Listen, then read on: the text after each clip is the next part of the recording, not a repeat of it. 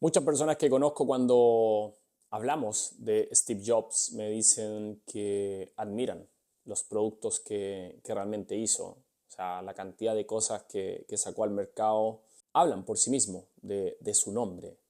Sin embargo, muchos se quedan ahí, ¿no? No entienden que Steve Jobs era mucho más que el producto. Hoy día está normalizado ver el computador, ¿no?, en la casa de uno, ver el iPhone, ver el teléfono celular, todas estas cosas que hoy día se nos suenan muy comunes. En ese momento no lo eran tan así. Entonces, para profundizar en por qué Steve Jobs no es solamente los productos que sacó, sino qué había detrás de él, de su mente, hemos hecho este video también para explorar su liderazgo y tres cosas que cambiaron, yo te diría, desde mi perspectiva, la historia, con tres cosas de su liderazgo que llegaron a revolucionar el mundo por completo. Bienvenidos a este capítulo de liderazgo y aquí comienza la radiografía de Steve Jobs.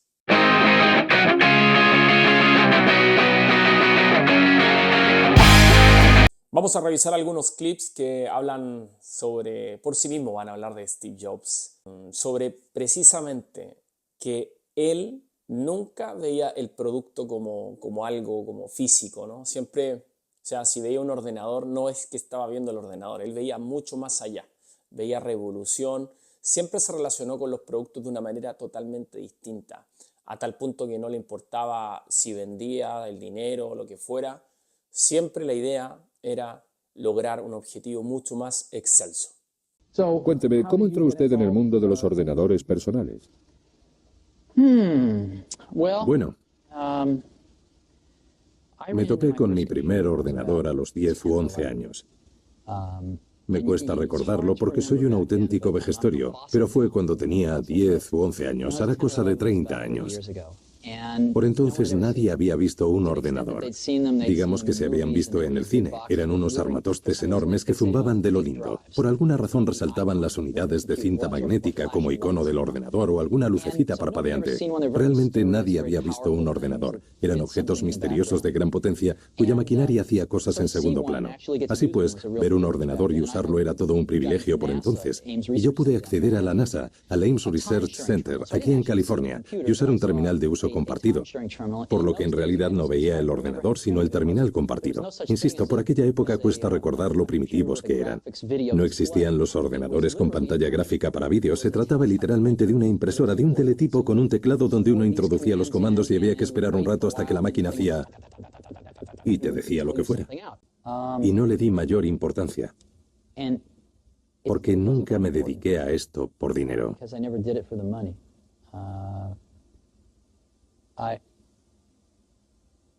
Creo que el dinero es algo maravilloso porque te permite hacer cosas, te permite invertir en ideas que a corto plazo no reportan beneficios y cosas así. Pero sobre todo en ese momento de mi vida el dinero no era lo más importante. Lo que más importaba era la empresa, la gente, los productos que fabricábamos, las posibilidades que iba a ofrecer a los usuarios. Vamos, que no me paraba mucho a pensar en ello. Bueno, este tipo de liderazgo conecta con lo que muchas teorías hablan de los líderes transformadores. Por ejemplo, Bernard Bass dice al líder transformador no le interesa el resultado inmediato, está pensando con una visión muy a largo plazo. Por lo tanto, busca un cambio profundo en las personas, en la industria, en la cultura. Ahí entra en juego el problema de la profesionalidad, que tiene su lado bueno y su lado malo, ¿no? Pues no, no es que tenga un lado bueno o malo, es que la gente se confunde. Las empresas se confunden. Cuando empiezan a crecer, lo que quieren es repetir su éxito inicial. Muchas piensan, bien, hay una fórmula mágica en la manera en que hemos logrado el éxito, e intentan institucionalizar ese modo de proceder en todos los ámbitos de la empresa. Y muy pronto la gente empieza a no distinguir el proceso de producción del producto final. Y eso supuso a la larga la perdición para IBM. IBM cuenta con los mejores fabricantes del mundo, pero olvidaron pensar en el producto final. Y también es un poco lo que pasó en Apple. Jobs siempre tenía un propósito y algo que lo incomodaba era repetir fórmulas. Era enemigo de repetir fórmulas. Entonces siempre estaba tratando de buscar algo nuevo, de incomodarse a sí mismo. Y en ese sentido, una de las cosas más importantes por lo tanto, era el por qué hago las cosas, no solamente hacerlas y repetirlas, sino por qué las estoy haciendo. Esa pregunta lo acompañaría constantemente en toda su vida, en todo su liderazgo. Así pues, en mi opinión, lo que desencadenó fue la conciencia de que había algo más en la vida aparte de lo que teníamos ante nuestros ojos. La vida no se limitaba a tener un trabajo, una familia, 2 coches en el garaje y una carrera profesional. Había algo más. Había otra cara de la moneda, de la que apenas se hablaba. Pero se percibía con más fuerza cuando se producían carencias, cuando no todas las cosas eran perfectas y ordenadas. Cuando se producían carencias, entonces uno sentía la necesidad de buscar algo más. Y mucha gente a lo largo de la historia ha dicho que había que buscarlo, ya fuera con la filosofía de Thoreau o de los místicos indios o quien fuera. Y el movimiento hippie se impregnó de esto y quiso descifrarlo. La vida no era lo que veían hacer a sus padres. Y claro, la tendencia general se fue al otro extremo y la cosa se desmadró. Pero surgió el germen de algo. Y es ese mismo algo que hace que la gente quiera hacerse poetas en vez de banqueros. Y a mí me parece algo maravilloso. Jobs era un pensador, entonces, totalmente contracultural. Él decía, hay que cuestionarse siempre, no hay que aceptar el mundo tal como es. Siempre el mundo puede ser reformulado, cambiado, por lo tanto era una persona que le gustaba la transformación, los cambios constantemente. Entonces, imagínate, con esta percepción, con esta visión, seguramente tiene que haber incomodado a muchas personas, porque siempre pasa que hay personas que llegan a un statu quo y ahí quieren quedarse, porque dicen, bueno, si ya tenemos el éxito acá, quedémonos acá. Y él los movía constantemente y seguramente sus relaciones también no eran sostenibles en el largo tiempo y por eso los que han estudiado también su forma de relacionarse vio que tuvo muchos conflictos personales con personas muy cercanas a él, de confianza, con los cuales quebró relaciones.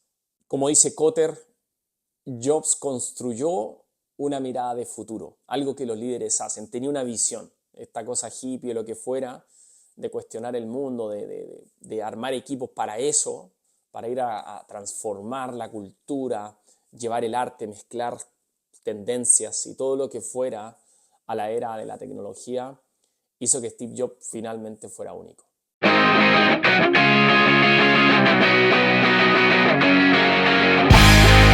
Una segunda clave que hace que Steve Jobs o que resalte su liderazgo es la obsesión por la excelencia. Él mismo cuenta que una anécdota que tuvo, que a los 12 años, imagínate, 12 años de edad, llamó a Hewlett Packard, algo que los niños en general no hacen. Si tú te pones a mirar, ¿quién va a llamar a una compañía de esa edad? Muy pocos. Y llamó para pedir unos componentes que él necesitaba y al final les dieron. Dijo que estuvo hablando un buen rato y le dieron los componentes y ahí surgió una experiencia que le iba a marcar para toda su vida. Cuando tenía 12 años, llamé a Bill Hewlett, que vivía en las instalaciones de Hewlett Packard por entonces. Este dato delata mi edad, pero entonces los números aparecían en el listín telefónico, con lo que me bastó con buscar su nombre. Él respondió al teléfono y le dije, hola, me llamo Steve Jobs. Usted no me conoce, pero tengo 12 años y estoy montando un contador de frecuencias, y me gustaría que me diera algunos componentes que le sobren. Estuvo hablando conmigo durante unos 20 minutos, es algo que no olvidaré en la vida. Me dio los componentes, pero también un empleo en Hewlett Packard para ese verano. Bueno, Steve Jobs también conecta muchísimo con los resultados. No es un líder que solamente le interese el proceso y estar ahí, sino que le interesa el resultado final, muy como en línea con lo que hemos visto de James Collins, un autor que te recomiendo. Escribió el libro Good to Great, en donde se habla de que los líderes combinan, los líderes que transforman o que logran resultados combinan la humildad, pero también la voluntad ambiciosa por lograr algo mucho más. Por eso Jobs no toleraba la mediocridad. Se relacionaba con ese concepto de una manera muy fuerte, muy efusiva. Era muy vehemente en ese sentido con la mediocridad. ¿Qué significa cuando le dice a alguien que su trabajo es una mierda? Normalmente significa que su trabajo es una mierda. A veces significa que yo creo que su trabajo es una mierda, pero me equivoco. Pero por lo general, quiere decir que su trabajo está lejos de tener suficiente calidad. Conozco una cita estupenda de Bill Atkinson que dice que cuando usted dice que el trabajo de alguien es una mierda, lo que de verdad significa es no lo entiendo, la verdad. ¿Podrías explicármelo? No, normalmente no me refiero a eso. Cuando uno da con gente verdaderamente buena, ellos lo saben. Y no tienes que subirle el ego a nadie. Y lo que importa es el trabajo. Y eso lo sabe todo el mundo. Así que cuentas con gente para colocar piezas concretas del puzzle. Y lo más importante que yo creo que puedes hacer por alguien que es verdaderamente bueno y con quien vas a contar es hacerle ver cuando su trabajo no está a la altura. Una de las cosas que más perjudicó a Apple después de mi partida fue que John Sculley contrajo una enfermedad muy grave. Una enfermedad que he visto contraer a más gente. La enfermedad de pensar que con tener una buena idea se tiene el 90% del trabajo. Y que basta con decir a los demás, aquí tenéis una idea fantástica para que la hagan realidad. Así que imagínate, si tu trabajo era malo, él te lo iba y te lo decía, por lo tanto le decía al equipo, acá el ego no cuenta. La gente le tiene que importar su trabajo y los resultados que está obteniendo. Después nos preocuparemos de sensibilidades, pero lo más importante era el trabajo. Por lo tanto, el ego para la casa. Solo me importa el éxito. De modo que dará con mucha gente que le dirá que soy muy terco. Pero si me presentan pruebas de lo contrario, 5 minutos después he cambiado totalmente de opinión porque yo soy así. No me importa equivocarme. Y lo reconozco con frecuencia, no me importa. Lo que me importa es que hagamos lo correcto. Ahora, toda esa exigencia, Steve Jobs la profundizaba o le ponía un bálsamo de humildad, porque era una persona muy dispuesta a cambiar de opinión. No era una persona que era cerrada. A él no le interesaba ganar un debate o tener la razón en todo, sino que le interesaba el producto, le interesaba el resultado. Entonces estaba dispuesto a cambiar de opinión si alguien le mostraba algo distinto o algo que era mejor. Por lo tanto, él estaba enamorado con la idea de hacer lo correcto. No si la idea venía de mí o de otra persona. Era hacer lo correcto.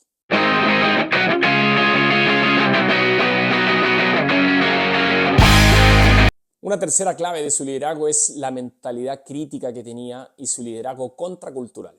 Cuando llegó al mundo empresarial, una de las cosas que notó fue que la gente hacía las cosas porque las hacía así. No, tú le preguntabas a alguien, ¿por qué haces tú ese proceso? Y la gente no sabía. Solamente repetía lo que le habían dicho que tenía que hacer. ¿Sabe? A lo largo de años en el negocio me di cuenta de algo, de que siempre que preguntaba a la gente por qué hace tal cosa, la respuesta invariablemente era, pues porque se hace así. Nadie sabe por qué hace lo que hace, nadie se plantea a fondo las cosas en el contexto empresarial. Eso descubrí. Le pondré un ejemplo. Cuando montábamos los ordenadores Apple I en el garaje, sabíamos exactamente lo que costaban. Cuando pasamos a la producción en fábrica, por la época del Apple II, los contables partían de la idea de un coste estándar.